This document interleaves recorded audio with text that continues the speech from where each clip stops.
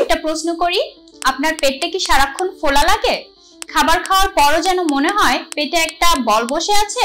দেখুন, সব সময়ের মানে কিন্তু মেদ না। বেশিরভাগ মানুষ যেটা মেদ মনে করেন সেটা হতে পারে ব্লোটিং, মানে গ্যাসে পেট ফুলে থাকা। তবে আশ্চর্যের বিষয় হলো এর পেছনের কারণ হতে পারে আপনার হেলদি ভাবা খাবারগুলো। জি হ্যাঁ, যেমন ধরুন ব্রোকলি, বাঁধাকপি, কেল, এমনকি আপনার প্রিয় দানা জাতীয় সিরিয়ালগুলো। ওয়েট, ফাইবার তো ভালো জিনিস, আমরাও জানি ফাইবার হজমে সহায়ক, কিন্তু সব ভালো জিনিসই যখন মাত্রা ছাড়ায় তখন সেটা সমস্যায় পরিণত হয়।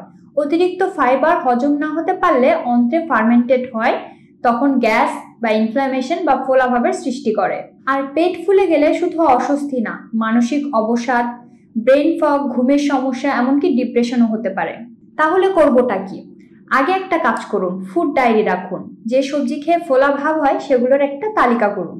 তারপর সেই সবজিগুলো কাঁচা না খেয়ে জুস করে বা হালকা ভাপ দিয়ে খান। যেমন ব্রোকলি দিয়ে সরাসরি স্যুপ না করে জুস করে 1 চামচ করে খেতে পারেন। চেষ্টা করুন হালকা ফাইবারযুক্ত খাবার খেতে, যেমন পালং শাক, শসা, বিট, লেটুস ইত্যাদি।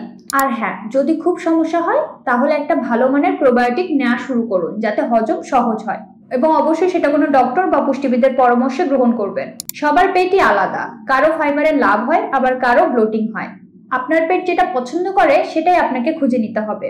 আপনিও কি ব্রোকলি খেয়ে গ্যাসে কষ্ট পান, নাকি সবজি খেলে পেট ফেপে যায়? কমেন্টে জানিয়ে দিন। ভিডিওটি যদি আপনার উপকারে আসে তাহলে অবশ্যই ভিডিওটা শেয়ার করুন আপনার পরিবার বা বন্ধুদের সঙ্গে, কারণ স্বাস্থ্য নিয়ে সচেতনতা ছড়ানোটাই আমাদের সবার দায়িত্ব।